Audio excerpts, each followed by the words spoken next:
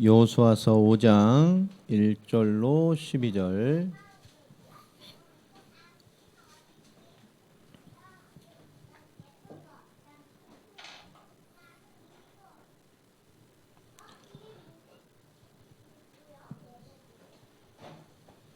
네, 우리 찾으신 줄 알고요. 우리 한 절씩 교독하도록 하겠습니다. 요단 서쪽의 아모리 사람의 모든 왕들과 해변의 가나안 사람의 모든 왕들이 여호와께서 요단물을 이스라엘 자손들 앞에서 말리시고 우리를 건너게 하셨음을 듣고 마음이 녹았고 이스라엘 자손들 때문에 정신을 잃었더라.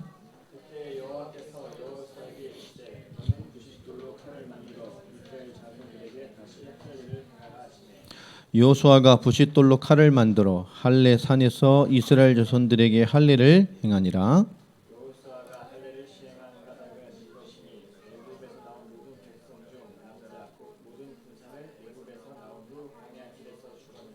그 나온 백성은 다 할례를 받았으나 다만 애굽에서 나온 후 광야 길에서 난 자는 할례를 받지 못하였습니다.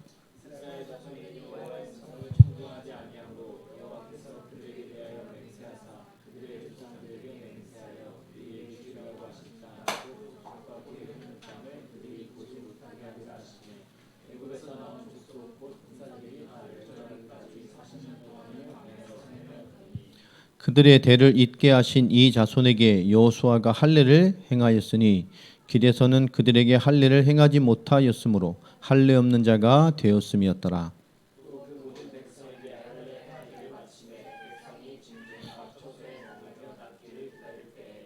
여호와께서 여호수아에게 이르시되 내가 오늘 애굽의 수치를 너희에게서 떠나게 하였다 하셨으므로 그곳 이름을 오늘까지 길갈이라 하느니라.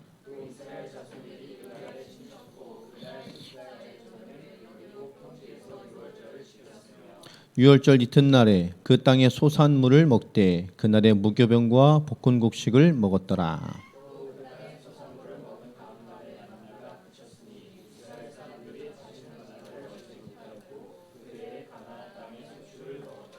아멘. 절기와 날씨의 변화가 참 빠른 것 같아요. 벌써 이제 5월이고 벌써 에어컨을 이렇게 빵빵 돌려야 될 때가 된 것 같습니다. 참 빨라요. 이렇게 빨리 지나가는 인생들 속에서 우리가 어떤 응답을 잘 잡고 갈 것이냐. 우리가 작은 것을 성공도 해야 됩니다만은 어떻게 보면 하나님 하신 큰 원류, 큰 방향을 잘 잡고 가는 신앙생활을 하는 것이 참 중요합니다. 우리가 틀린 길을 가는데 열심히 하면 큰일 나는 거라 그랬잖아요. 우리가 작은 어떤 것을 잘 해내고 있지만 결국 그것이 하나님의 궁극적인 큰 것을 이뤄가는데 아무 도움이 안 되는 작은 것들을 계속하고 있다면 그것도 어떻게 보면 굉장히 이 땅에서 우리가 무의미한 신앙생활을 하는 것일 수도 있습니다. 여러분 이걸 좀 다른 말로 표현을 좀 해보면 구원받은 자가 그죠? 하나님이 주신 이 구원의 축복을 잘 이해하지 못하고 살아간다. 그 신앙생활 참 재미없을 뿐만 아니라 늘 뭔가 모르게 하나님의 은혜는 알지만 방황할 수밖에 없는 내용들이 삶에 계속 있게 될 겁니다. 신앙과 믿음이 약할수록 하나님의 말씀을 지키고 살아가려고 하는데 갈등과 연민과 생각이 많아지게 되죠. 그는 약하다는 겁니다. 우리의 믿음과 언약과 구원의 축복이 확실할수록 우리가 많은 것 속에 하나님과 삶을 살아갈 때 그 삶에 부딪히는 많은 삶과 현실 때문에 부딪히는 많은 고민의 조건들이 없어지게 됩니다. 우리가 많은 것을 행하길 때에 고민이나 판단이나 뭔가 많은 생각을 먼저 해야 된다고 한다면 그 사람은 믿음과 구원의 축복을 삶으로 이뤄가는데 아직 미약한 것을 삶으로 가지고 있는 거예요. 우리가 구원받은 자다라고 말을 하면 결국 뭐죠? 하나님의 역사를 보고 말씀을 신뢰하는 자입니다. 그게 구원받은 사람이죠.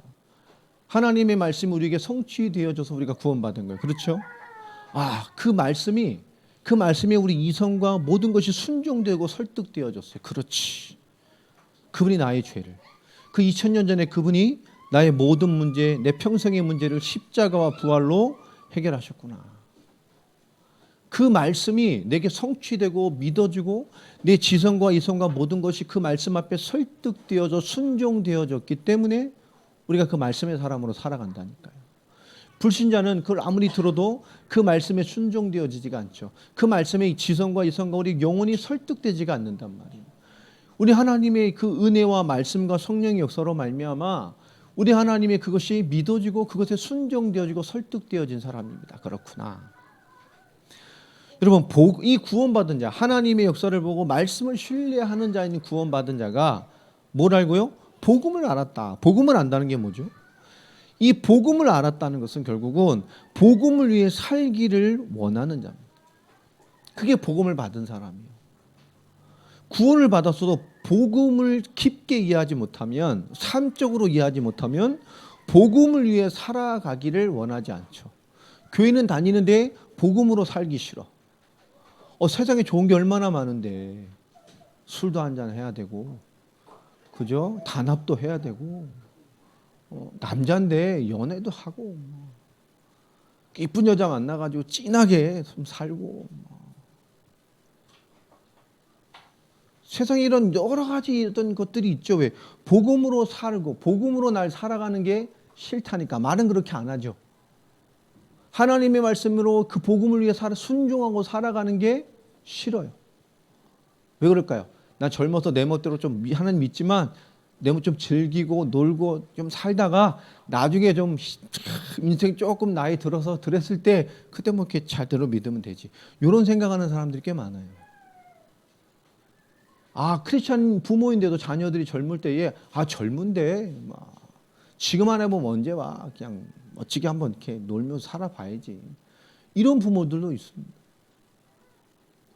결국은 구원을 받아 하나님의 역사, 하나님의 말씀을 신뢰하는 자의 은혜를 입었어도 복음을 알지 못하면 결국 복음을 위해 살아가기를 원하지 않는 크리스찬들이 많아요. 말은 그렇게 안 합니다만. 여러분, 우리가 하나님의 사람이라는 건 구원받은 사람이고 복음을 아는 사람입니다. 그걸 알면 뭐가 되죠? 사명을 알게 되죠. 자, 사명을 안다는 건 뭐죠? 결국 자신의 현장에서 하나님의 뜻을 받들어내는 것입니다.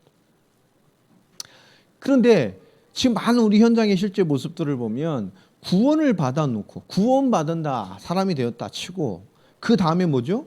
그 무엇을 가져야, 그 다음 무엇을 가져야 하는지를 잘 모르는 사람들이 너무 많아요. 그래서 구원받았어. 그 다음에 어떻게 하지? 그 다음에 뭘 가져야 되는지 잘 몰라요.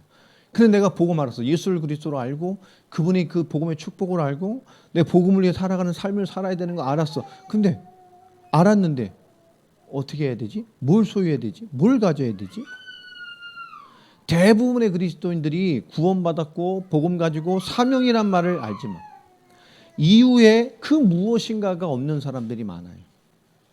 그래, 내 사명을 알아서, 그래, 주를 위해서 내 주변의 사람의 복음을 전하고 정말 하나님의 사람으로 가기 위해서 내가 주를 헌신하는 삶을 살아야지. 그러나 결국 뭐죠? 결국 그렇게 깨달았다고 말은 하지만 그 다음이 무엇을 가져야 되는지를 그 이유가 없는 사람들이 많아요. 뜨겁게 찬양하고 뭐 예배드리고 뭐 찬양 예배드리고, 여러분 뜨겁게 찬양합니다. 찬양하고 뭐하고. 그런데 그 다음이 없죠. 뜨겁게 찬양하고 나온 다음에 뭐하죠? 없어요. 그 외에 내가 어떻게 살아야 되는지가 없어요. 뭘 소유해야 되는지, 뭘 가져야 되는지가 없어요. 그냥 그 매주만에 뭐 화요일, 목요일 단체에서 운영하는 데 가서 화요일이나 목요일 날 가서 뜨겁게 찬양하고 뜨겁게 예배하고 막 젊은이답게 찬양하고 막 뜨겁게 기도하고 나오면 그게 단 건가요? 거기에 목매는 사람들이 많아요. 여러분 마커스라든가 예수전도단이라든가 그리고 화요몸이나 목요일에 한번 가보세요. 뜨겁게 찬양하는 사람들 많습니다. 그러나 중간중간에 가만히 보면 말씀 시작할 때 보면 거의 3분의 1은 말씀 안 들어요. 조는 사람도 있고 찬양할 때만 막 뜨거워 펄펄 뛰고요. 왜 그럴까요? 어느 틈엔가 많은 크리스찬 젊은 사람들이 그런 뜨거움에만 반응하는 사람들이 많아요. 그리고 그 뜨거움 속에서 그렇게 뜨거워져야만 그때만 가서 막 그거에 집중하고 사는 거죠. 여러분 혹시 그렇지 않습니까? 그런 사람들 참 많다니까요. 거기 가서 막 뜨거워지고 뭔가를 채우려 하고 막 그러죠. 근데 그 다음엔 없어. 뭘 가져야 됩니까? 그 위에 뭘 가져야 되죠? 뭘 소유해야 되죠? 그 다음은 뭡니까? 뜨거운 은혜를 받았다면 그 다음에 내가 뭘 가지고 뭘 풀고 어떤 삶을 살아야 되죠? 이유가 없는 사람들이 많아요. 그러니 그 뜨거워지는 거에만 집중을 하는 거죠. 주기적으로 반복되는 그 뭔가의 패턴 속에서만 목매여 하는 겁니다. 그걸 잘해야 뭐 뜨거워지는 것 같고, 그걸 해야 뭐가 살아있는 것 같고. 여러분, 대부분의 사람들이 이것을 못 찾고 있어요. 여러분, 우리가 구원을 받고 복음을 갖고 사명을 알았습니다. 여러분, 이것을 찾고 우리는 인생의 뿌리를 내려가는 자가 되어야 합니다. 그런 사람들이 되길 바랍니다. 그래야 세상에 빛이 되고 소금이 되고 많은 사람을 살려낼 수 있는 거룩한 영향력을 가지게 되죠. 우리가 예배당에서만 우리끼리 뜨거우면 우리끼리 거기서 아무리 뜨거워 본들 밖엔 다 죽어간다니까. 우리는 하나님이 하신 은혜로 꾹 채워져서 우리 뭐 현장에 가서 폭발하는 사람들이 돼야 돼요. 아멘입니까? 그래서 우리 청년들이나 우리 크리스천은 뭐가 돼야 된다 그랬죠? 교회는 충전소입니다. 우리는 뭐가 되는 거지요? 미사일 같은 존재가 돼야 돼요. 미사일은 에너지를 꽉 채워서 그저 푹 날아가서 자기 현장에서 뭐 해야 돼요? 거기 가서 빵 터져야 돼요. 맞아요? 근데 이 시대 많은 크리스천은 뭐가 돼 있죠? 자폭 시스템이 돼 있어. 밖에서는 아무 힘 없어. 여기 와서 막 뜨거워서 어디서 터져요? 여기서 빵 터지고. 나가서는 아무 힘이 없어요. 자폭 시스템 저기서 날라 들어와서 세상 것 다 쏟아내고 막 교회에서 다 풀어내고.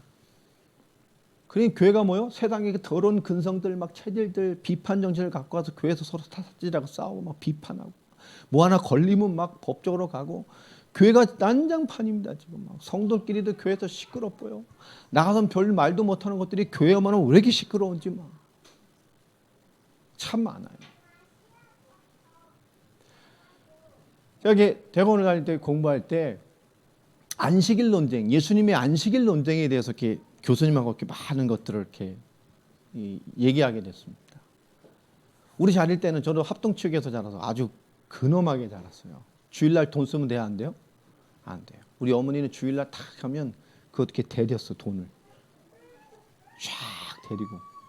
우리 교회에서 1년에 막 3-4번씩 부흥회 하는데요. 웬만하면 저희 집에서 어머니가 강사를 모셨어. 그래서 집에 재우고 와이셔츠. 예전에는 오전, 오후, 저녁 3번 했어요. 독한 교회는 4번 시켰죠. 새벽에도. 그러면 그때마다 뭐예요? 와이셔츠를 다 하루에 4번 하시면 4개 젖어오시니까 식사 대접 얼마나 정성이 있는지 몰라요. 저는 제 생일날이 재앙의 날이라 그랬죠. 어렸을 때. 제 생일날 누가 오셔요? 목사님이 오셔. 장로님들 오시고. 그럼 내가 먹을 게 아무것도 없어. 어린 날 전부 누가 먹을 거요? 목사님 어른들을 먹을 음식. 내가 먹을 게 없다니까. 다 어른 음식들 막 와. 그렇게 정성을 했어. 주일날 어딜? 이 말이 안 돼요. 주일날 뭐 어딜 놀러 가? 지금 다 그때 기준으로 봤으면 다 지금 화 있을진저. 독사의 자식들아. 그래 지금 이게 없어졌잖아요. 주일날 교회가 회식도 하고 모임도 하고 막 친교하고 다 하죠.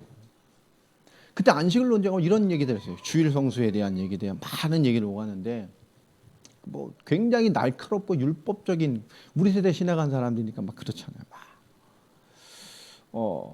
그래서 제가 이런 얘기를 했었습니다.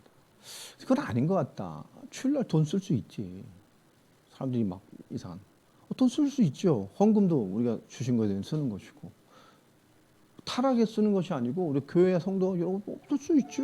그게 뭐 문제가 되냐. 주일 성수에 대한 얘기를 막 하더라고요. 근데 어떤 교회 얘기를 제가 했습니다. 어떤 교회에 장로님이 우리 어렸을 때 교회를 오시다가 옛날에는 이렇게 너무 몸살 감기가 급하게 너무 몸이 힘든 거예요. 근데 그때 그 장로님이 대표기 되셨어.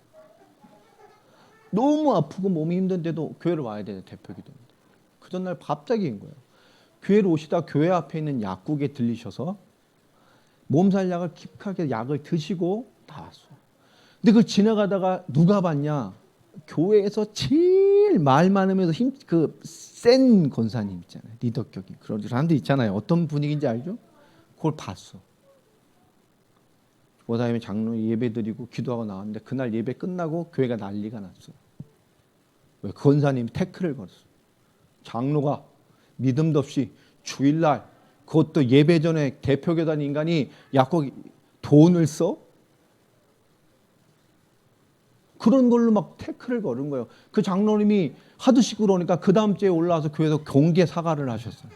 내가 장로인데 믿음이 너무 약해서 내가 안 했어야 되는데 내가 주일날 돈을 썼어. 죄송합니다. 실제 있었던 일이라. 그게 한 달쯤 지났는데 갑자기 웬일입니까? 그 말 많던 권사님이 갑자기 주일날 새벽에 쓰러졌어. 맹장이 터져가지고 응급실로 병원에 들어가서 예배 주일 성수를 못했어. 난리가 났어. 근데 이 얘기를 했어요. 누가 더 큰 죄를 졌어요?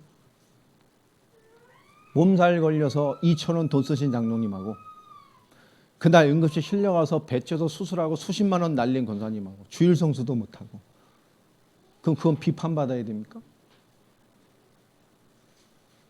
그럼 비판받아야 되냐고. 그럼 장로님이 그 다음 주에 와서 공개 사과했으면 그 권사님 퇴원하고 와서 한 달 동안 아마 석고 대제를 해야 될 텐데. 여러분 우리가 뭔가 틀린 기준에 너무 매여 있다니까요. 주일 성수라는 것은 그런 행위적 개념이 아니잖아요. 하나님 앞에 전적으로 드려지는 제사입니다. 하나님 앞에 나의 모든 것을 드림으로 하나님의 전적인 은혜를 채워지는 다시 말한 임마누엘의 완전한 축복을 회복해 가서 충만한 하나님의 사람으로 세상을 비칠 자로서의 어떤 그런 뭔가가 회복되어 채워져 가는 시간이란 말이에요. 근데 그 채워짐은 하나님께 온전히 드림으로만 채워지는 겁니다. 이건 굉장히 중요한 거죠. 오늘 예배가 하나님께 우리의 지정의 생각과 감정과 모든 것이 하나님을 온전히 향하고 있을 때 채워짐을 얻어요. 그렇죠. 그러니까 예배의 은혜가 채워진다는 것은 하나님께 온전히 우리의 모든 것이 드려질 때에 채워지는 것입니다. 그게 제사의 원리예요. 희생의 원리입니다. 우리가 이 구원과 복음과 사명의 이것을 찾아내고 인생에 뿌리 내리는 자가 되는 게 얼마나 중요한지 몰라요. 우리가 교회에 나오게 되면 교회를 나와 놓고 그 이유가 없는 사람이 얼마나 많아요. 예전에 제가 교회 섬길 때 그 교회는 매주 그 국수를 했어요. 멸치국수. 거기 무조건 국수야. 매주 몇 년을 변함없이 국수를 줘요. 계속. 어떤 불신자 남편이 이렇게 교회 오다가 그때 막 교회 체육하는 운동 뭐 있으니까 운동이 좋아서 이렇게 교회에 왔단 말이에요. 같이 막 축구하고 그러니까 불신자예요. 뭐 때는 새가족반에 와서 새가족 교육을 시키는데도 불신자에 관심이 없어. 그냥 성격이 좋고 그런 사람 있잖아요. 교회 축구하고 뭐 어울리고 막 금방 호용호제하고 그죠. 믿는 사람 하나 좀 믿음 안 좋은 사람 잘 놀게 생겨나 꼬셔가지고 같이 운동 끝나고 술 한 잔씩 하고 뭐 이런 분이에요. 근데 이분이 오늘 교회 나오게 됐다니까. 당연히 그 이유가 없죠. 여러분 교회에 맞다니까. 많은 사람들이 교회에 나온 이후에 그 이유가 없는 성도. 구원의 감격은 생겼어. 구원의 감격은 있는데 그 이유가 없는 성도. 구원받아서 하나님 자녀 하는 섬겨야지 믿어야지 예배해야지. 근데 그 이유가 없어요. 사명 막 들으면 가슴이 뛰어. 해외에 일어난 일들 제자 막 살게 대한 일들은 막 가슴이 뛰어. 영혼을 위해 헌신해야 되냐 막 이런 제자적 마인드가 있어도 가슴이 막 뛰어요. 그러나 제자적 마인드와 가슴은 뛰는데 그 이유가 없는 성도들이 많단 말이에요. 우리가 그 이유가 없는 사람이 되면 어떻게 될까요? 남들보다는 불신자보다는 조금 더 바르고 착하게 살려고 하는 사람일 겁니다. 우리가 그 이유가 없는 구원의 감격이 있는 또 사명의 가슴이 있는 사람인데 그 이유가 없는 사람이라면 좀 더 바르게 살길 원하는 그리스도의 이상은 되지 않아요. 뭔가 좀 남다르게 살아보고 싶은 그리스도인, 뭔가 좀 난 앞에 바르게 살고 싶은 그런 마음을 가진 그리스도인 이상은 되지 않습니다. 여호수아서 1장에서 하나님께서 뭐죠? 어떤 출발을 합니까? 중요한 언약의 현장을 정복할 하나님의 약속을 성취할 자들에게 주신 메시지잖아요. 하나님의 말씀을 잡은 여호수아, 하나님의 말씀을 잡은 이스라엘. 다시 말하면 하나님의 말씀이 사실이 된 사람들이란 말이에요. 우리의 출발은 어떻게 돼야 되죠? 우리가 정말 우리 현장을 정복하고 우리 인생을 정복하고 내 삶을 하나님의 축복의 현장으로 바꿔가는 그 정복의 응답, 그것이 어디에 달려 있습니까? 하나님의 말씀이 사실이 된 사람이어야 돼요.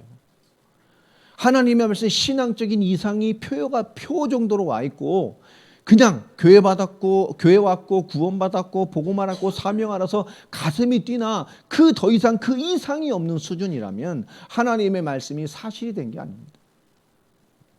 그 하나님의 말씀이 사실이 된 사람들, 그들에게 뭘 줬죠? 2장에 무슨 말씀입니까? 그 하나님의 말씀이 사실이 되니까 아무것도 없는 이스라엘 아닙니까? 정식 군인이 하나도 없는 거잖아요. 뭐 군사훈련을 받았겠습니까? 뭐 했겠습니까? 그 정복할 현장을 분석하러 2명을 보냅니다. 여러분, 그들이 현장에 가서 뭘 봤죠? 우리는 아무것도 싸울 능력이 없는 사람이지만 하나님의 말씀이 사실임을 확인하고자 하잖아요. 우리가 싸우기 전에 이미 무너진 여리고를 발견했습니다. 이미 간담이 녹아버린 여리고를 발견했어요.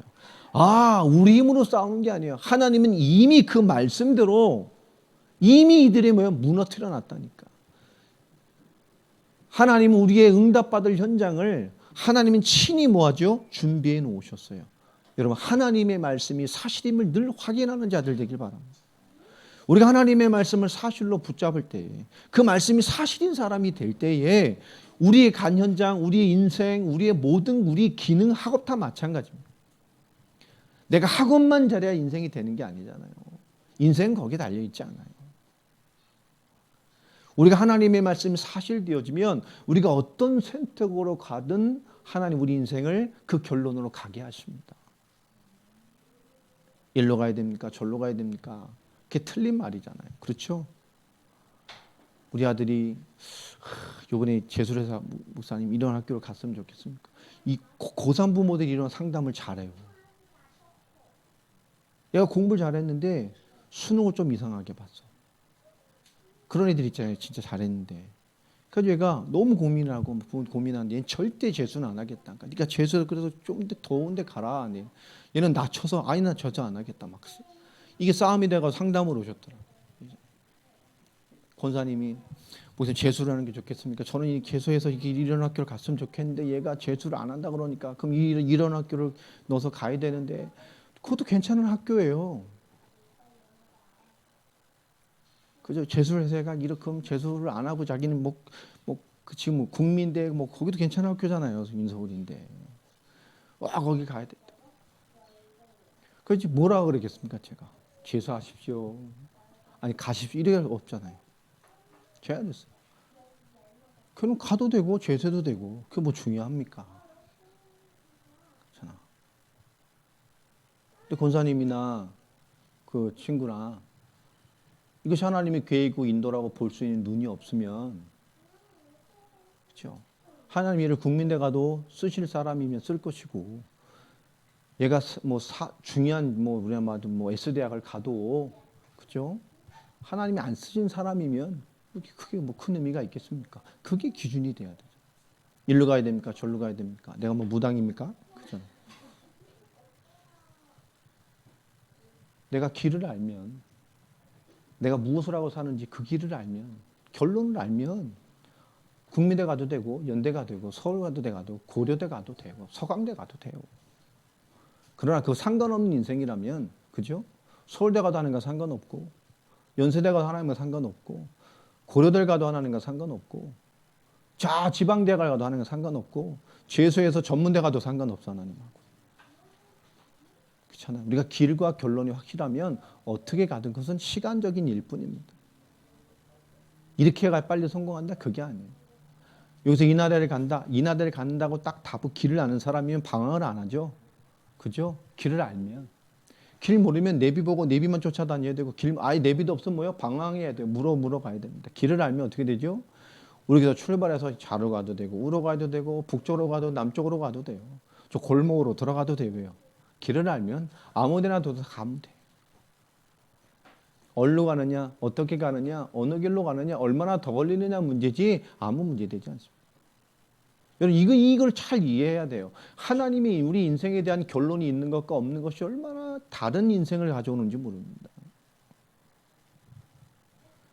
하나님이 분명히 그 말씀이 사실된 사람을 통해서 현장에 하나님의 말씀이 사실은 이미 무너진 사실을 보고 옵니다. 그 무너진 장에 하나님 누굴 준비해 놨어요? 그 현장에 하나님의 증거가 된, 증인이 될, 영원히 표징이 될 숨겨진 제자를 준비해 놨습니다.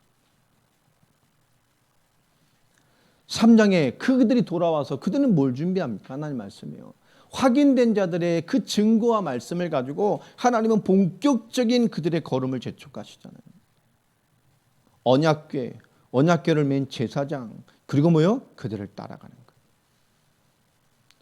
언약궤와 제사장, 그리고 이스라엘, 그들이 요단을 건너갑니다.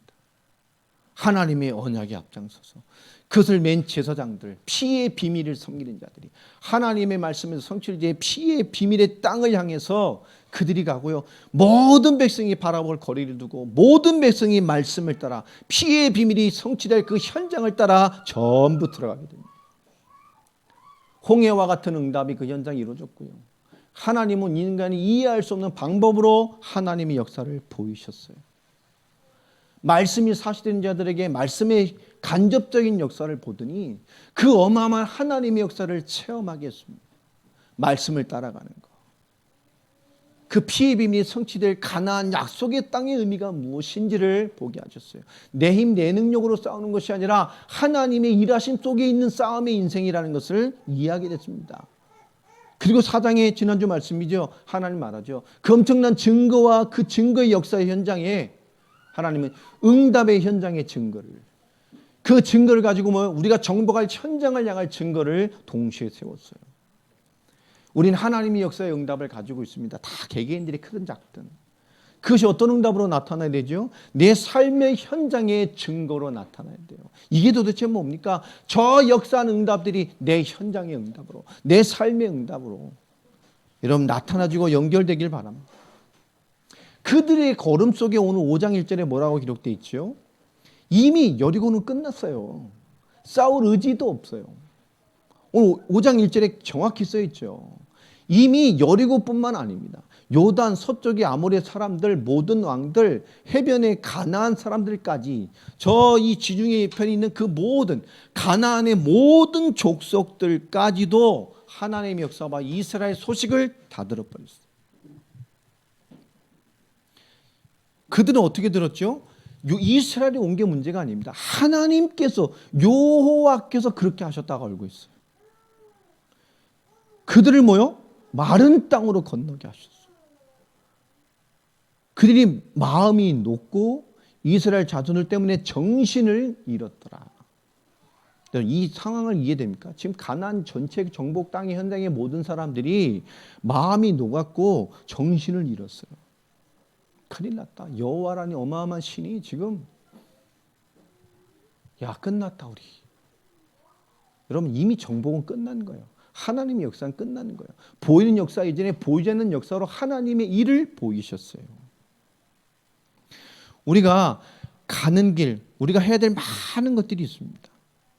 또 우리가 가는 길과 우리가 하는 일, 이것을 감당하는 헌신이 올바르게 있어져야 돼요. 여러분 하나님의 일이 맞다면 하나님은 어떻게 하실까요? 현장은 이미 하나님의 일이 준비되어 있어요. 여러분 확신합니까?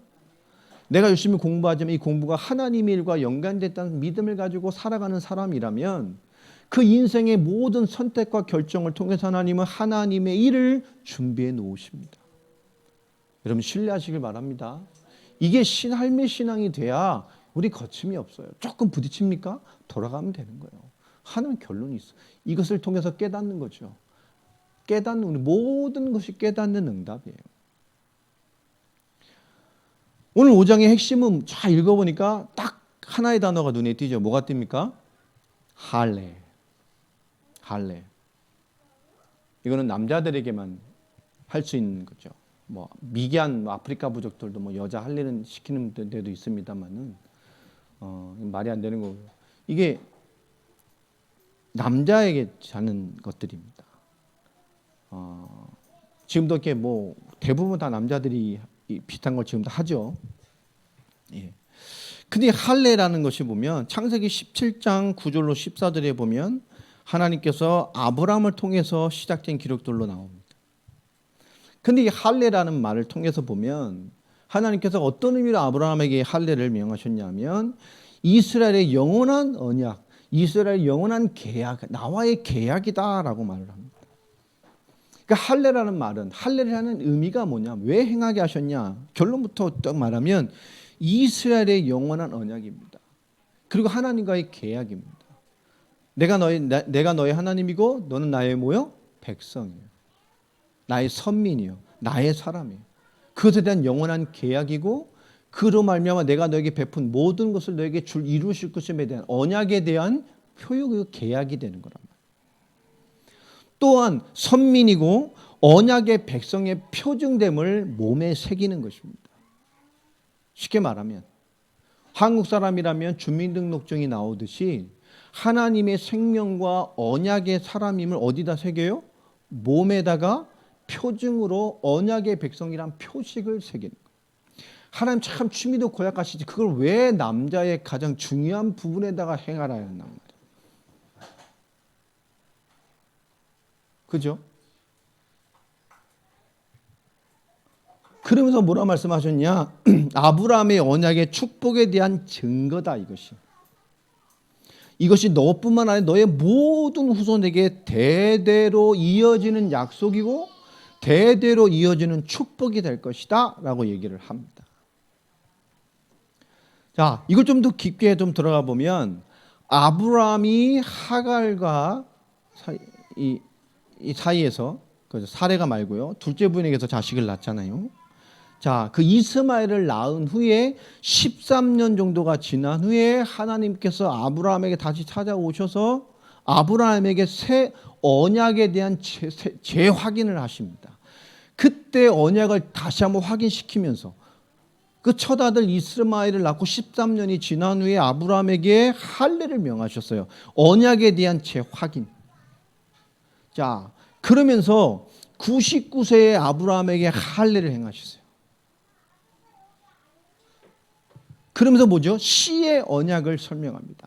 그 씨, 우리 인간의 생명이 출발되어지고 생명이 열매 맺게 되는 귀중한 곳이잖아요. 그러면서 할례를 행함과 동시에 그 생명의 씨 이삭의 약속을 또 같이 주십니다. 그 이후에 100세 아들을 얻었죠. 자, 그러면서 할례를 행하시고 나서 명령하시면서 아브람과 사레에 뭘 바꾸죠? 뭘 바꿔요? 이름을 바꿨어요. 할례 이후에. 자, 아브람의 뜻이 뭡니까? 모르죠? 몰라야 제가 설교를 하죠. 고귀한 아비, 아주 귀한 아버지 이런 뜻이에요. 그럼 사례는 뭔 뜻입니까? 예? 아내가 막 너무 이뻐. 그럼 뭐라 그래요? 나의 공주님 이런 뜻이에요. 이름 잘 졌죠? 자, 그런데 그 고귀한 아비를 살레를 택한 후에 하나님 뭐라고 이름을 짓습니까? 아브라함. 아브라함 뭐죠? 열국의 아비. 고귀한 아비. 우리 집안에 아주 권위 있는 정말 귀한 아빠에서 뭐가 됐죠? 열방의 아버지가 됐어요. 자, 아브라함이 사레의 이름이 있듯이 이 나의 공주, 그건 누구의 소유란 얘기입니까? 아브라함의 아주 귀한 부인이라는 뜻입니다. 그런데 하나님께서 뭘 바꿔요? 사라로 바꾸셨어요. 사라는 뭔 뜻일까요? 그냥 뭐죠? 대명사적인 뭐요? 아주 공주란 뜻이 공주. 귀한 자라는 뜻입니다. 다시 말하면 아브라함에 속해 있는 나의 귀한 공주가 아니라 누구란 얘기죠? 열국의 아비와 함께 열국의 존경받는 귀한 공주. 같은 존재라는 거예요. 이게 나의 어떤 소유된 공주가 아니에요. 모든 자의 아주 고귀한 자예요. 하나님께서 이름을 이렇게 바꿔놓습니다.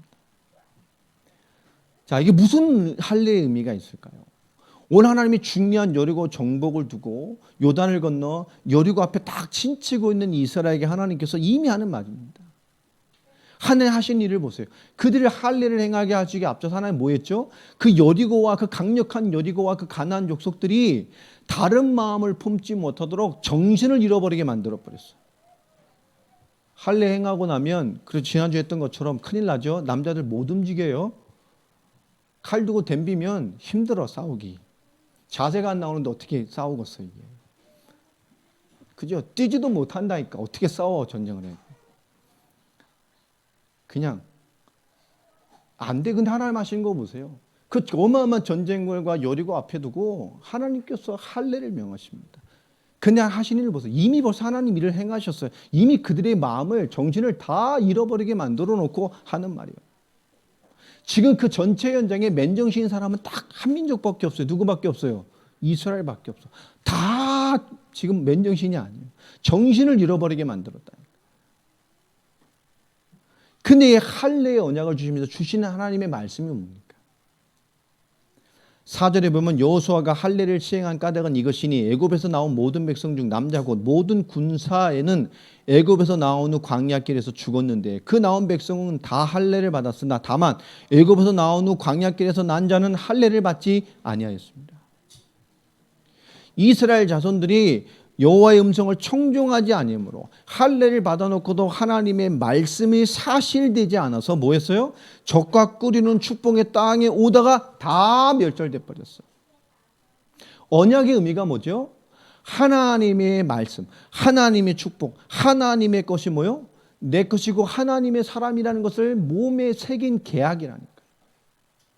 씨의 언약에 관련된 것입니다. 우리 씨가 나오는 곳이에요. 생명이 출발되는 곳이에요.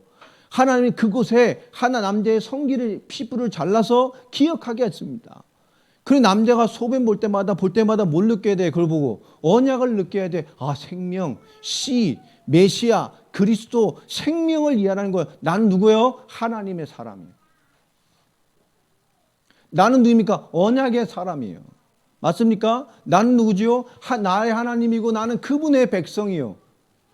그분의 뜻을 이 땅에 펼치시키는 사람이에요. 하나님 나를 통해 역사하고 나를 통해 신실하게 말씀을 성취시키는 하나님의 성취의 비밀을 가진 사람이에요. 자, 남자들은 그것을 보면서 뭘 느끼라는 거예요? 씨의 가치를 이해하는 거예요. 이 생명의 씨의 비건에 나온 또 다른 생명 내 후손들에게 뭐죠? 그것이 승계되는 거예요. 또 표피를 잘라내면서 뭐 하는 거죠? 심는 거예요. 네가 누군지를, 우리에게 하는 여호와가 누군지를, 이 의미가 무엇인지를, 그 씨의 비밀, 생명의 비밀, 종국의 오실 메시아를, 그분의 때가 어떻게 역사하셨으며 무엇을 이뤘으며 어떤 약속을 하셨으며 어떻게 신실하게 해서 성취하셨으며 우리의 불신함과 실패 순간에도 하나님 어떻게 회복시키시고 어떤 은혜를 베푸셔서 오늘 지금까지 있게 하셨는지를 설명하라는 거예요. 여러분 이제 남자분들은 소변 볼 때마다 그 신앙을 회복하시기 바랍니다. 계속 느껴야 돼. 계속 느껴야 돼. 계속. 우리에게 생명을 주셨어요. 자녀에게도 뭘 심어야 돼? 그걸 느끼라는 거예요. 자녀에게도. 그걸 느껴야 돼. 자녀를 볼 때. 그 생명을 느낄 때. 씨의 비밀.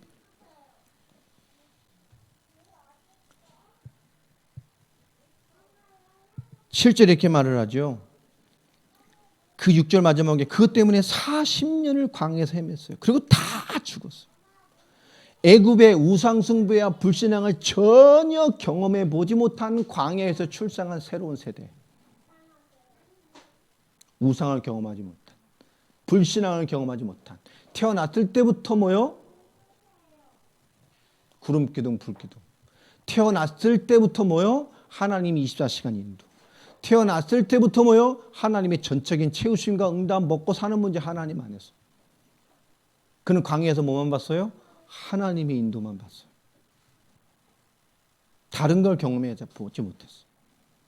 자, 이제 그들에게 뭘 심으라는 겁니다. 이 중요한 약속의 성취를 앞에 두고 그 후손들에게 그들에게 할례를 행하지 아니하였으므로 할례 없는 자가 되었습니다. 7절입니다. 그들에게 하나님의 신앙이 없었나요? 있었죠. 그러나 뭐란 말이에요? 할례의 의미가 뭐죠? 하나님과 계약된 언약의 백성. 하나님의 언약이 내 안에. 내 그 하나님의 씨의 비밀, 피의 비밀, 생명의 비밀이 누구 안에요? 내게. 또 나를 통해서 씨의 비밀로 생명의 비밀로 또 내 후손들에게.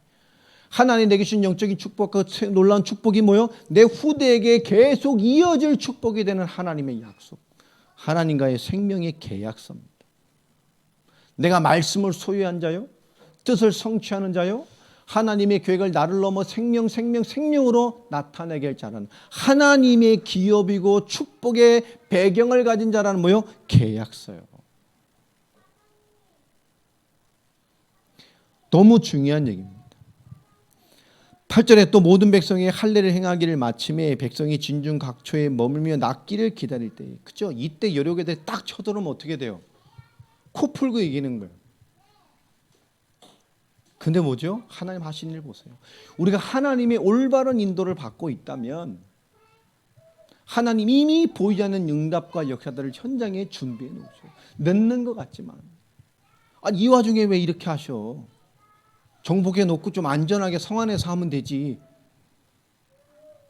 이거 먼저 해주시고 하시면 되지. 여러분, 그럴 때가 많아요. 아닙니다. 하나님의 인도를 받고 있다면 어떤 상황과 상관없이 하나님이 일은 준비해 놓고 계셔요. 우리를 위해서. 우리가 누군지를 확인하는 게 너무 중요하다니까요. 약속의 현장을 정복해 가면서도 우리 흔들릴 수 있어요. 응답받으면 흔들린다니까, 인간들. 조금 편해지면 흔들린다니까.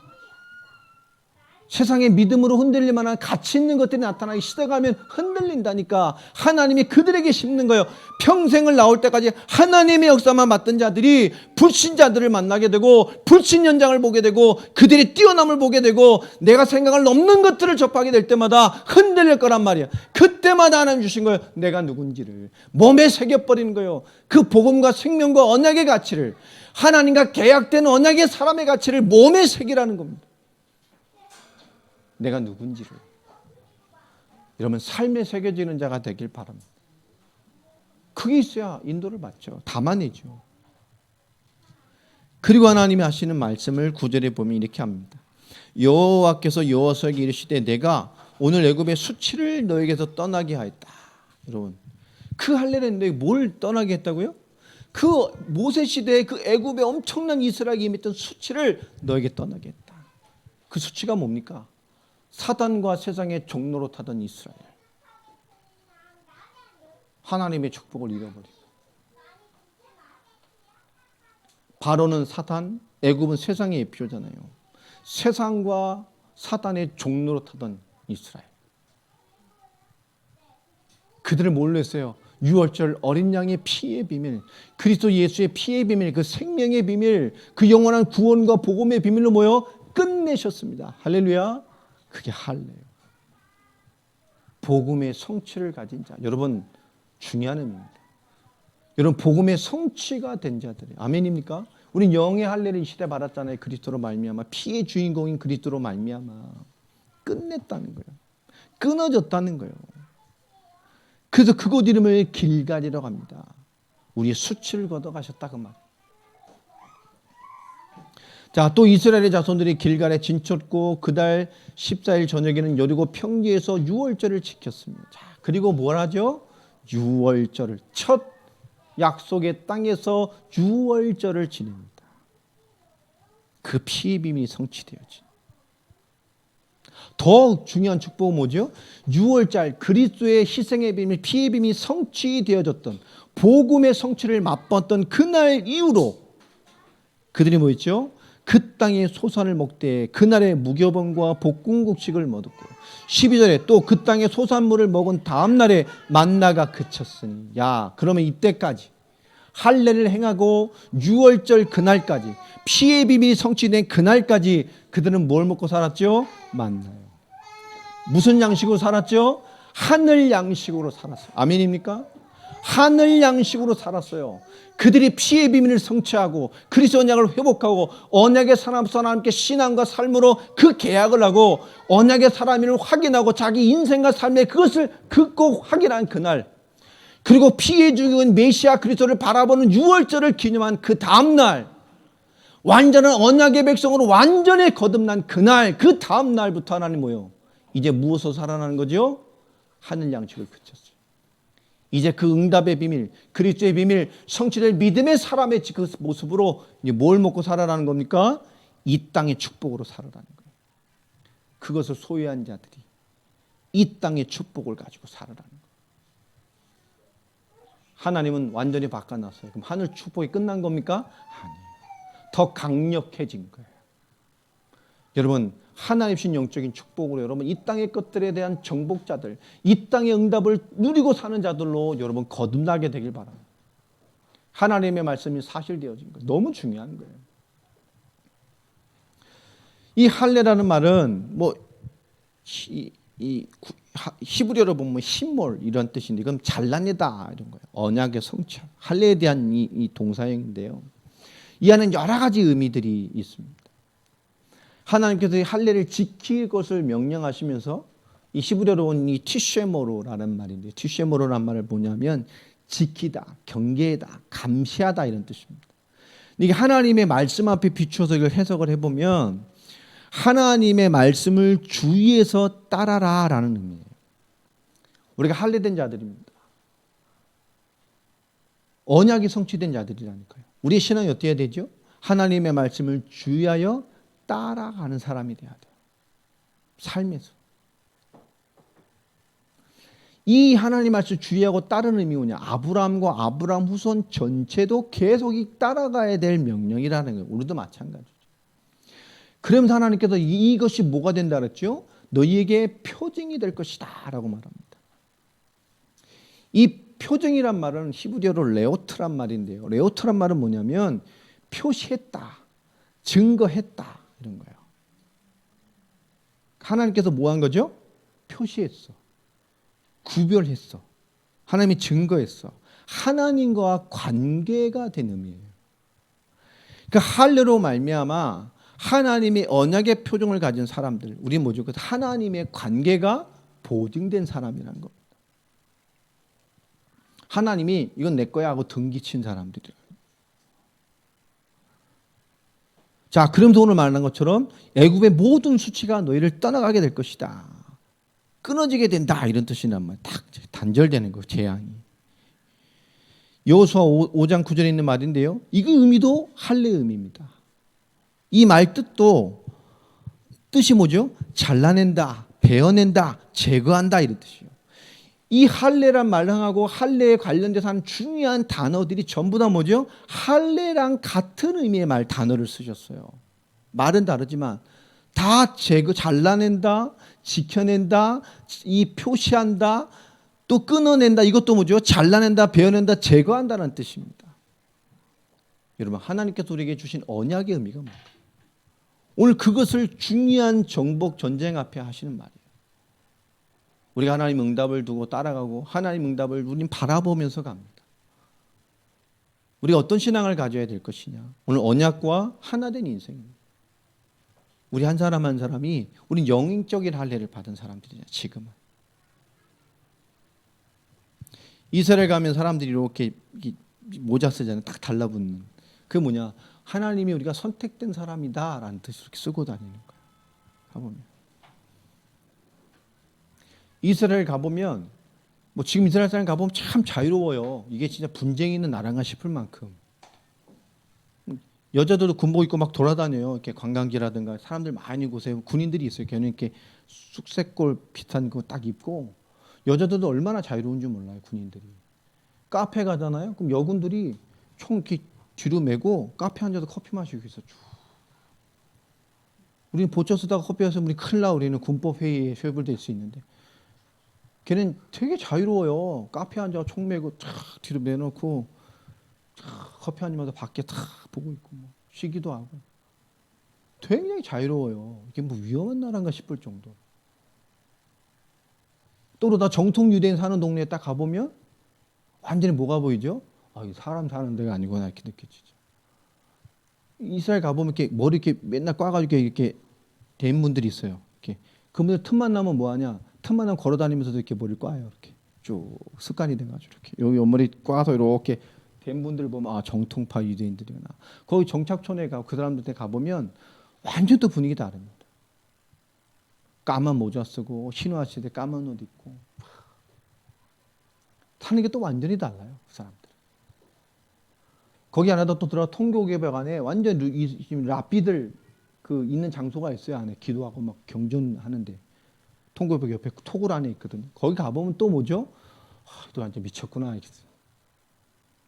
진짜 장난 아닙니다. 무슨 주문에 오듯이요. 막 말씀을, 그리고 그 말씀 가지고 막 서로 토론하면서요. 막 대단하다 생각이 들 정도로.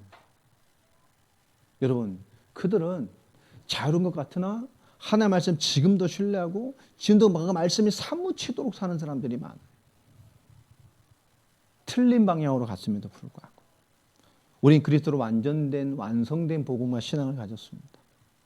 그런데 우리가 그 언약과 하나 되지 못한 인생이라면, 오늘 하나님이 할례를 통해서 우리에게 주시는 응답이 뭐죠? 그 당시 주시는 응답이 뭡니까? 이제 너희들이 누구죠? 언약과 하나 된 인생, 나와 하나 된 인생, 내 뜻과 하나 된 인생이에요. 아멘입니까? 우리가 그것이 확인되지 않으면 우리가 구원받고 복음하고 사명한다 할지라도 그 다음이 없는 신앙생활을 할 수가 많아요. 여러분, 공부합니다. 열심히 하세요. 최선을 다해서. 그렇죠? 그것이 하나님이 역사하시는 거예요. 지금 이 학생의 때가 뭐죠? 하나님이 역사하시는 거예요. 최선을 다해 준비하세요. 그러면 하면 돼요. 자꾸 실수로 놓치지 말고 가면 돼요. 그 모든 선택과 결정에 전부 뭐예요? 하나님이, 언약의 하나님이, 나를 택하신 하나님이, 내게 응답을 약속하신 하나님이, 내 인생의 결론을 가진 하나님이 그 언약의 여정으로 우리 인생을 이끌어 가실 것입니다. 아멘입니까? 우린 과정의 불신앙이 아니에요. 우리 결론의 신뢰를 가지고 과정의 인도를 받아서 하나님의 사람으로 오늘을 살아가는 겁니다. 학생으로서 최고의 응답을 받고, 학생으로 최고 응답을 받으면 그 현장에 모여 언약의 사람으로서 마땅히 받을 생명과 씨의 비밀, 생명 되신 그리스도의 비밀, 그 씨의 비밀을 알리는, 장차 오실 메시아 오실 땅 가나안을 향해 갔던 것처럼 이런 믿음과 구원의 선명한 비밀을 가지고 나타낼 수 있는 증인들이 되기를 바랍니다. 그죠? 복음도, 그죠? 우리 우린 진짜 예수 그리스도에 대해 사무친 자들이 돼야 돼요. 왜 이렇게 인생의 문제가 많냐? 하나님 떠나서 예수 그리스도로 말미암아. 여러분, 예수의 증거자들로 언약과 하나 된 인생의 의미를 가지고 한 주간도 승리해가는 언약의 주인공들이 되기를 예수 그리스도의 이름으로 축원합니다. 하나님, 오늘에게 말씀을 주셨습니다. 우리가 언약과 하나 된 인생이란 사실을 또 여호수아서 5장을 통해서 우리에게 또 중요한 음성으로 담게 하셨습니다. 인도받게 하시고 또 승리하게 하시고 우리의 삶의 의미를 깨닫게 하셔서 그리스도 예수 안에서 우리의 삶의 부르심이 합당한 자들로 살아갈 수 있는 오늘의 삶, 언약의 인생, 하나님의 소유된 자의 삶을 살아가는 저희들이 되게 하여 주옵소서. 정말 깨달은 은혜의 그 이후의 삶이 있는, 그 이후에 우리의 복음과 믿음에 합당한 삶과 도전과 헌신이 있는, 그런 기도가 있는, 믿음이 있는, 확신이 있는 그런 한 사람 한 사람들이 되게 하여 주옵소서. 주 예수 그리스도의 이름으로 기도합니다.